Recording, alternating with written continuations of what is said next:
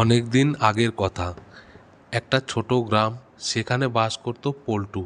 আর গ্রামের পাশেই ছিল একটা বন, সেখানে বাস করত ময়না পাখি। পল্টু ছিল খুব দুষ্টু, কিন্তু ময়না পাখি ছিল খুব বুদ্ধিমান। পল্টু ময়না পাখির সাথে দেখা করতে রোজ জঙ্গলে যেত।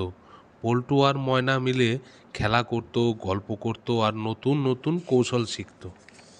একদিন পল্টু ভাবল, আমিও ময়না পাখির মতো বুদ্ধিমান হতে চাই। তারপর পল্টু গিয়ে ময়না পাখিকে বলল, তুমি তো অনেক বুদ্ধিমান, তুমি কি আমাকে তোমার মতো বুদ্ধিমান বানিয়ে দিতে পারবে?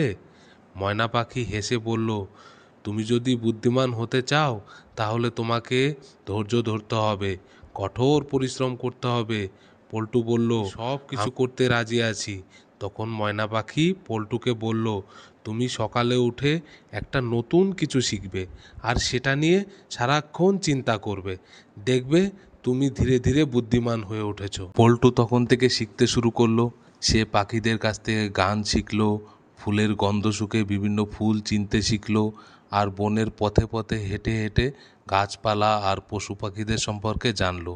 কিছুদিন পর পল্টু বুঝতে পারলো সে আগের থেকে অনেক বুদ্ধিমান হয়ে গেছে। তখন পল্টু ময়না পাখির কাছে গিয়ে বলল, ময়না, তোমার জন্য আমি অনেক কিছু শিখতে পেরেছি। বুদ্ধিমত্তা হলো শেখা আর অভিজ্ঞতা অর্জন করা।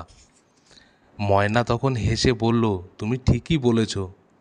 এইভাবেই তাদের বন্ধুত্ব আরও গভীর হলো, আর তারা সুখে স্বাচ্ছন্দ্যে আনন্দে দিন কাটাতে লাগলো।